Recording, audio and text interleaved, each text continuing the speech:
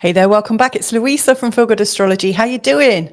We're into May now, May 2024, and we've got the new moon in Taurus coming up in a few days' time. So I just wanted to talk you through some of the themes of the new moon, give you an idea of what you might expect, what you might be wanting to tune into. Lots of people I know use the new moon and the full moon and all the moon cycles in terms of planning out their life and doing intention work and things like that. It's a great way to actually structure your life. So I always think at the start of, the new moon, we are going into the waxing phase where things are starting to grow. That is when I absolutely focus on all the things that are going to be growing in my life, anything that I want to develop. That's what's in my diary at that time. And when we are going through the full moon to the new moon phase, i.e. the waning phase, that's when I'm tying up loose ends usually. So I know it can be very, very helpful to time your life like that. So what is coming up in terms of this new moon? Well, let's find out. Let's bring on the slides. Before I do that, I just want to say thank you to everybody that helps to support this channel, whether they've done it recently or are doing it on a monthly basis. I really, really appreciate you. If you wanted to subscribe or support the channel, there are details in the descriptions below. But I really, really thank you guys for doing that. That really, really helps me out. So let's have a look at this new moon then. So in UK time, I'm sat in the UK time zone, sat in Portugal recording this. The new moon is on May the 8th at 4:21 in the morning. That's UK time, London time. And what you'll notice about this is it's kind of stunning, actually.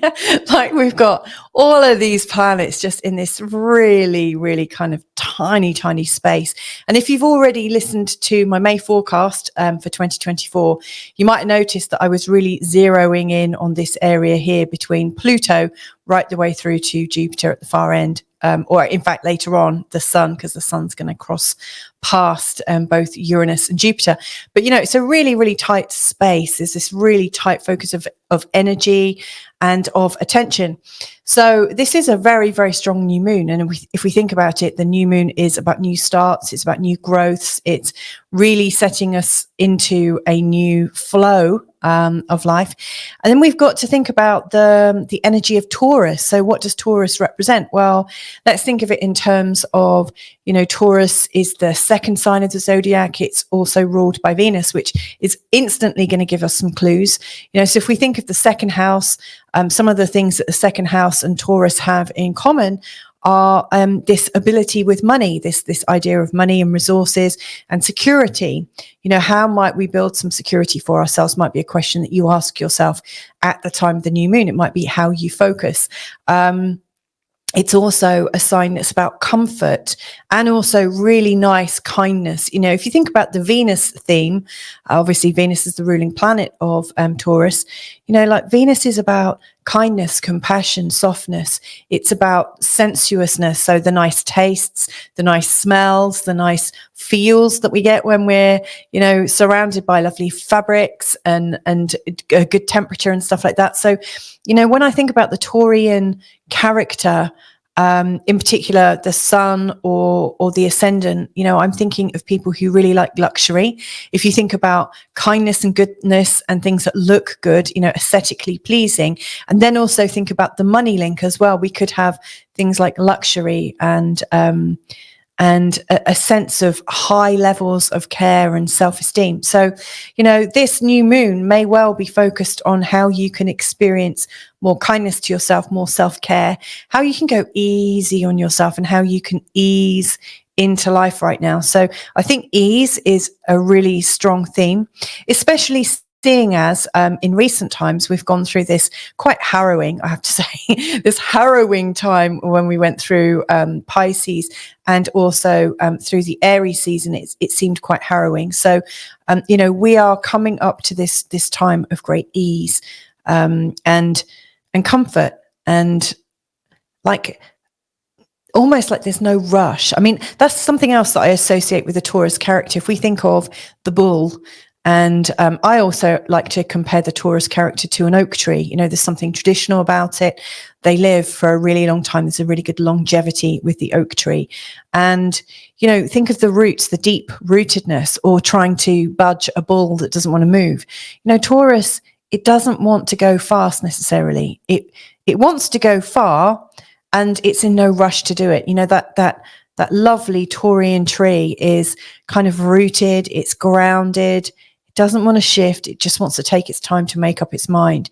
You know, and of all the moon signs, you know, going through the zodiac, you know, the one in Taurus seems to be I would say, one of the calmer ones, you know, that is just chilling down and chilling out and de-escalating things as they occur. So yeah, there's another theme here. So we've got luxury, we've got this idea of comfort, being able to Taurians, the things that I know about Taurians in general is, or the things that really, you know, I remember about some of my friends. I've got Taurus descendant, and so I seem to attract quite a few Taurian pals. So when I think about them, they're able to create really good luxury around them, even if they don't have much money.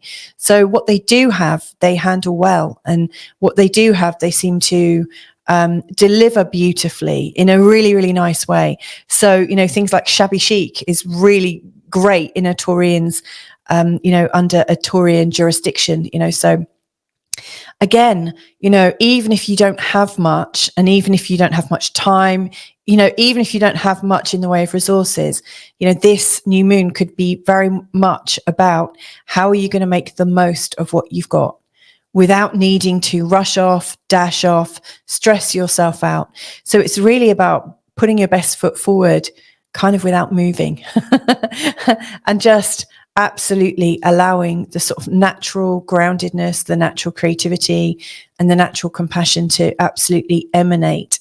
So yeah, I think this is a really lovely time of year. And if you've got this new moon, or if you've got the new moon taking place in one of your angular houses, i.e. your first, your fourth, your seventh, or your 10th, then this could be a really helpful new moon, because it's going to be triggering a new side of life. You know, it's really emphasizing one of your, I think of these as the north, south, east, and west. You know, these are our guiding principles. If we imagine we're in the middle and this is all about us, and this is all about everyone that's not us, and this is about where we're really feeling safe, or should be feeling safe, really. That's, you know, our home should be a place of safety, I think. And this is where we're venturing into the world and creating a legacy for ourselves. So, you know, this new moon could be really helping you to move on quite considerably.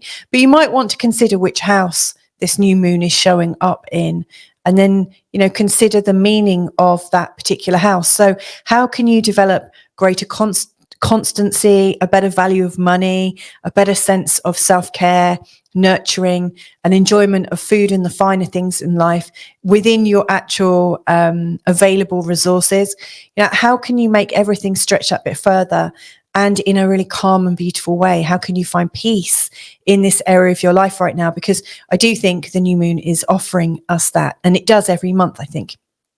Now, let's add a little bit more into this, because this particular new moon is also in a conjunction with Uranus and Jupiter. And, you know, in the May forecast, I spoke about it. I've been talking about the Uranus and Jupiter conjunction for quite a while. I also did a couple of videos about this conjunction, so you can easily find them in my back catalogue, literally within the last month.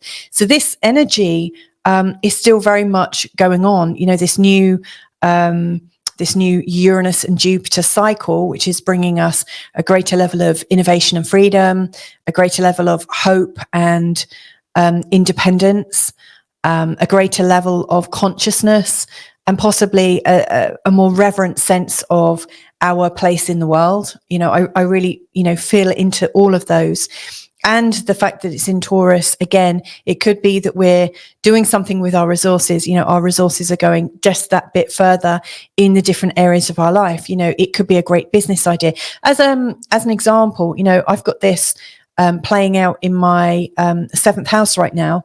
And even though like the 7th house isn't necessarily about money, it's about everyone in my world. And one of the things I'm noticing right now is there's some very interesting, powerful, exciting people who are offering me opportunities. So, the idea of possibly more money or more resources is coming in to my life through the medium of people. But again, in the 8th, it could be through inheritance or through shared values. It could be in the 9th because there's an opportunity to travel. There's opportunities to find success by being outside of your usual environment. So, wherever this is showing up in your chart, again, there's the feeling of the new start, and it's really twinning itself with this, this original Uranus and Jupiter conjunction. Really helpful. Moreover, this is also in a lovely sextile to Saturn. Now, Saturn is really helping us here. Saturn for a while has been hanging around in the sign of Pisces, really kind of looking a little bit lost, I think. And, now with this sextile, it feels like, Saturn is actually really using, or his energies are able to be used very, very purposefully. So Saturn is always wanting to build something and always wanting to be quite practical. Saturn is quite ambitious, and so Saturn doesn't really want to do anything in a shoddy way. So, here, Saturn, if you've got big plans, Saturn at the time of the new moon is in this lovely sextile, really exact sextile actually to the moon and the sun, the new moon in Taurus, and also is in a sextile to Uranus and Jupiter. So your big plans are being really supported. It feels like, if there's something you want to do, there is the possibility to make it happen.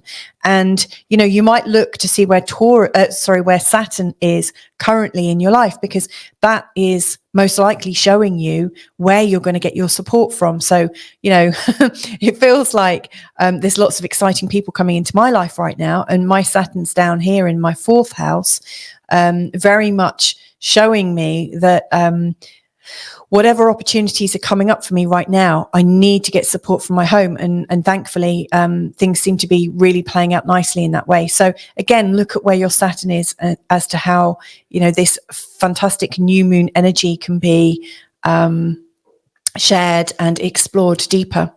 Now, the new moon is also and the stellium is also in a trine to Ceres. So we've got the Taurus and Capricorn energy really playing out. Now, Ceres is up here in the sign of Capricorn right at the top. Ceres is very much about Mother Nature, about the cycles of life. So anything that's cyclical, where you have kind of died to yourself and then are being resurrected. It almost feels like any ideas you've had in the past that maybe you developed and then they didn't quite go somewhere, you might be getting a second go at it. You might be getting a second shot, because a lot of ideas do cycle around. Isn't it funny? I mean, one of the, when I'm thinking about new ideas to develop, actually, my husband, he always reminds me to just go back and think about what I was thinking about over the last 3 years, 2 years, 1 year, 6 months. I go through my old books and then I realize I've actually behind the scenes been thinking about this for a few years. And actually, when you look back, you've often, already started on the route that you're doing. These cycles do persist. They come round again and again. And I think that's the reason why they come up and then they die down is, in that dying down stage, which, Mother Nature or Ceres is really able to, show us that we should, it's good to develop an idea and then let it go when it feels like it's not going anywhere. And then in that letting go phase, I think if that idea is for you, it comes back around a bit stronger, a bit like a perennial plant. It grows up quite strong in its first year, but maybe doesn't have really good roots. But by the time the second season comes along, its roots are that much bigger and it's more possible, it's more viable. And so I really have this strong feeling about Ceres and this stellium. There's a lot of support. And also Ceres and Saturn are working nicely together. Now, if I'm looking in terms of parents and astrology and authority figures, I often look at Saturn and consider him to be the father and Ceres the mother. So, that can also, this could also show that you've got the feeling of support. Maybe you've got everything you need genetically from your mum and your dad, or all the skills are present, within you that have come from your mum and dad. It's almost like there is this synergy going on. Something else that's also going on this day, we've got Chiron in a conjunction with Mercury at 21 degrees. Look at those, exactly tight. This is the last conjunction between Chiron and Mercury this year. I think it's the third off the top of my head. I might be wrong. Correct me down below if I'm not right. But, this is really marking the end of, or almost the end of the recent Chiron, the like real personal stuff going on where we've been considering how we've been triggered, so lots of things been coming up for people in terms of facing their insecurities.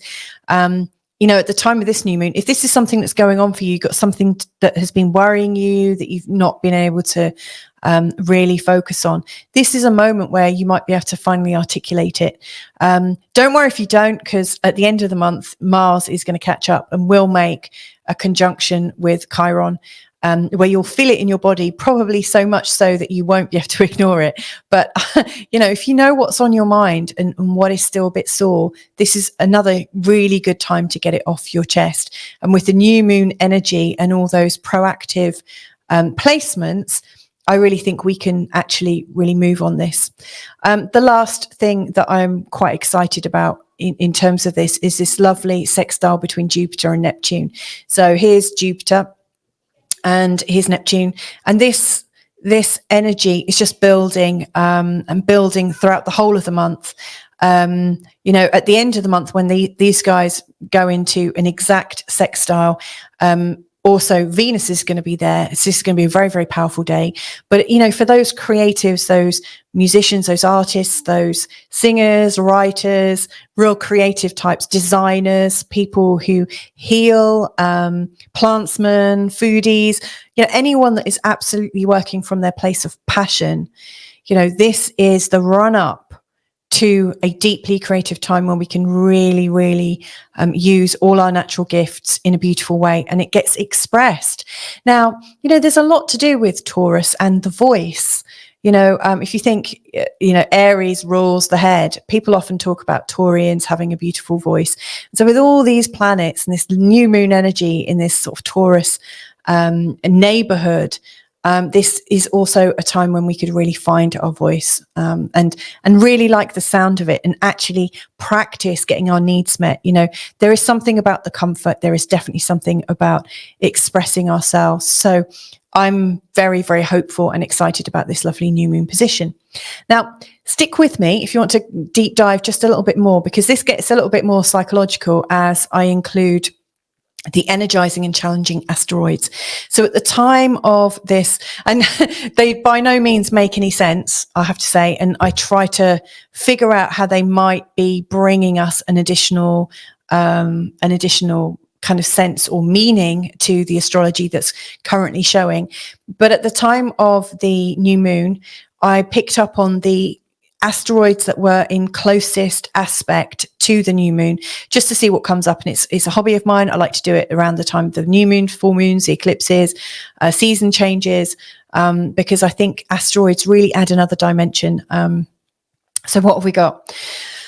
Well, the first one is Hephaistos, which is an asteroid. He is absolutely in a conjunction with this new moon. So there's something very, very strong here.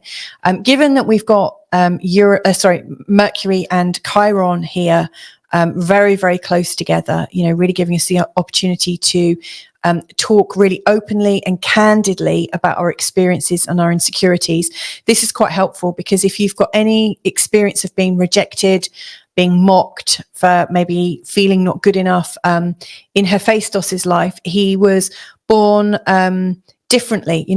I think the gods thought he was, I don't know, disabled in some way. He wasn't as physically adept as everybody else, and yet his skills were really amazing. He was a master craftsman in metal work, and he figures quite heavily in the mythology, and he helps out a lot of the gods and stuff with his absolute ingenuity. And so, where he felt quite rejected, he really kind of developed all of his skills regardlessly, and he almost overdeveloped them. Now, he used his master craftsmanship and his massive abilities to create power for himself. He did later also use his inventions for revenge.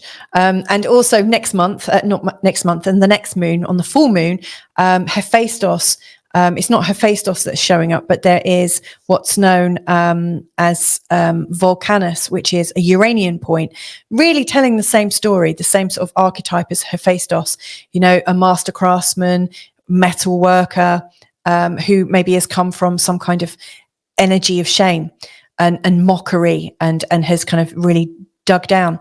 If there is a story like that going on for you, where you feel like you've been rejected from your peer group or from your family, in particular, there's a feeling of maternal rejection in his story, then this is something that can really come up at the time of the new moon.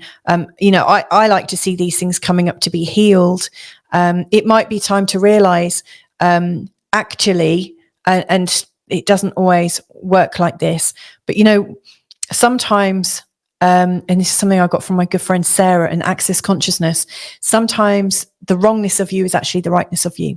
So, you know, your situation that, you know, causes you to be like put in a corner or hidden away, or that sort of encourages you to hide your light somehow, and then focus on something that is absolutely, you're really passionate about. I think there is sometimes a much bigger, almost like a compensation, like we can develop our brilliance, our natural genius, when all of a sudden we take ourselves out of the flow of admiration. So you may well find that there are some of these thoughts that are coming up at this time. And if you're feeling a little bit difficult around it, or if this is one of the stories that you hold, you might want to get a bit of support around the time of the new moon, or think about how you might journal it or get it out, express it somehow. Or celebrate the ingenuity of your craftsmanship as well. Now, the next thing that also shows up is Chariklo. Now, Chariklo was the wife, real devoted wife, and also she's the wife of Chiron, the wounded healer, and she was an absolutely devoted healer and devoted mum to their children together.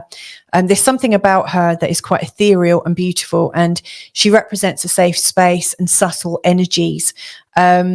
She is absolutely at service, and there's definitely this kind of feeling of no means no. So she was quite easy, you know, as far as I can understand it, it feels like where her energies were very, very subtle, it's very easy for people to come in and try to get something from her that she wasn't willing to give. And so at the time when she was discovered, there was the no means no campaign coming on. You know, so there's this, a lot of astrologers, when they talk about the first discovery, like the discovery charts of asteroids and planets and things, they note what's going on historically around that time, and often that gets tied into the story. And that might even be why this centaur, because it's not an asteroid, why this centaur is known as Chariklo, because of the no means no story in mythology. But she's really there to show you where you are of graceful service, where you're giving of yourself, and where you are creating a safe space for people, and where you've got this ability to tap into healing. She also shows grief patterns as well, because she was really, really in grief after Chiron died and left her. So that's also playing out. We've also got Requiem, which again is about grief. And Requiem is in a conjunction with Chiron and Mercury, which is interesting, because like Mercury is about sharing information and thinking patterns, and Chiron is often about the wounds we've been experiencing. Interestingly, Chiron here is also in a sextile with Chariklo. So that's kind of interesting. And Requiem is also there. So like Requiem is the music that is played at the funeral mass. There's definitely something in it to do with transformation and change. And it's a marker of grief. So it might also represent that there is a big healing event coming up for you, or possibly one in the world. But, you know, I always like to keep this as personal as possible. So, you know, this could be the marking of you letting go of something. And often when we let go of something, you know, we then have to consider that we are changed by it. We are different because of it. Our identity is shifted somehow. And so it's maybe a time to recognize the growth that you're going through, and also recognize the loss that has occurred to get you to this position as well. The next thing that is showing up is, and I never know how to pronounce this, Asclepius, and put the correct pronunciation down if you know it. Asclepius is one of the sort of doctoring asteroids. It's really got a strong kind of medical energy with it. So there's an inherent healing ability. It's very cathartic, very much about change. But the story is very much about coming back from the brink, like a return to life, and a feeling of relief. The story with Asclepius is very much about turning around something right at the end, where it looked like Asclepius was a goner. And then there's this kind of miraculous cathartic change, a miraculous close but no cigar kind of situation. And it's also very much about like the ghost, or, that maybe somebody does pass away, but their energy is still very much here.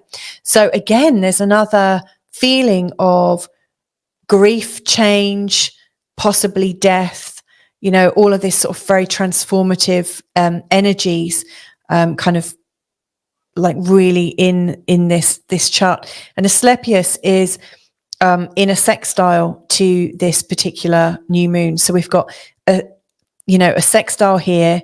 We've got Chariklo in a square, but in a sextile to Requiem.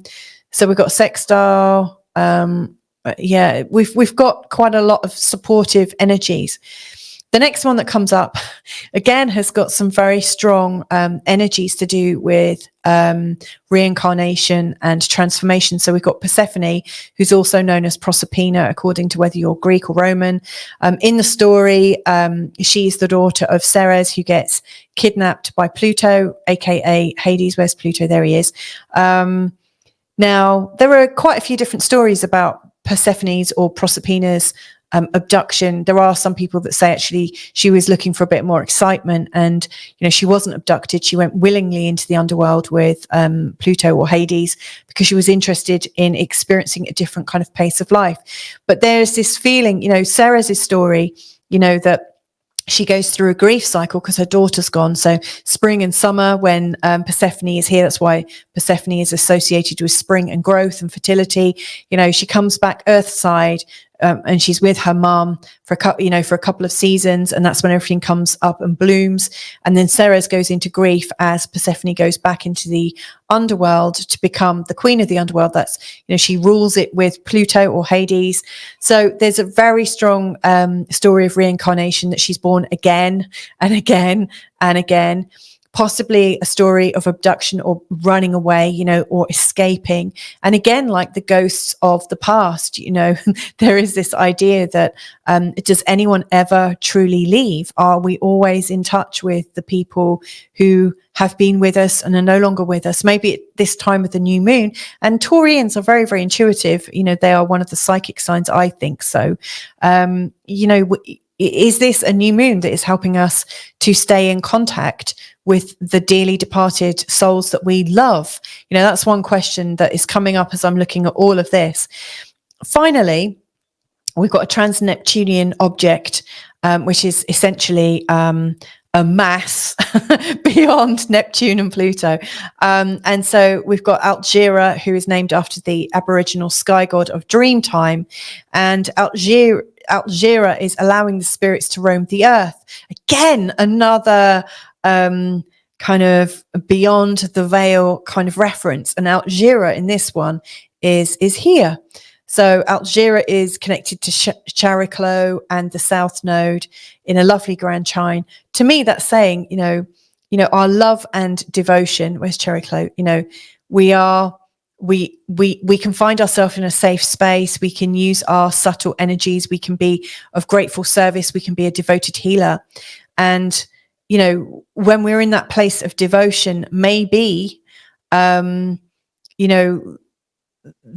powers that affect our ability to stay in touch through the ether and also telepathically with people that we're close to on other sides of the world or whatever, it feels like things are absolutely coming together, that we are able to stay in contact with people. The fact that it, you know, connects into the South Node also to me is an indication for those people that like to go wandering through time and space, in particular people that have an ability to talk to themselves or to connect into past lives and things like that. And also to talk to people from the past, maybe people who, for all intents and purposes, appeared to have died from our life, you know, like maybe they're not in our life anymore. So we might find that people from the past are suddenly reincarnated and they're coming up.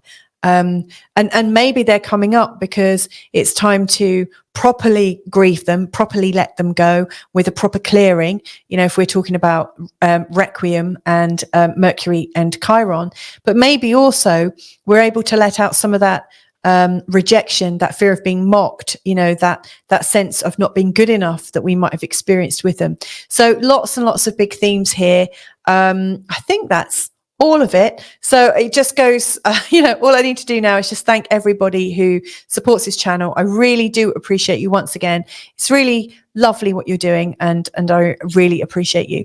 So there you go. That's my thoughts for the new moon in Taurus on the 8th of May. I hope you found that useful. If you have found that useful, feel free to share it with friends and people that you know who might also get something useful from it. And, you know, if you haven't already subscribed, I'd love a subscription. Really would love it. You know, it just helps my message get a little bit further to people who might find, you know, that this is helpful to them. So anyway, lots of love. Thank you very much for joining me here. And if you've got any questions at all, just pop them in the comments. And yeah, stay connected. Lots of love to you. Bye for now.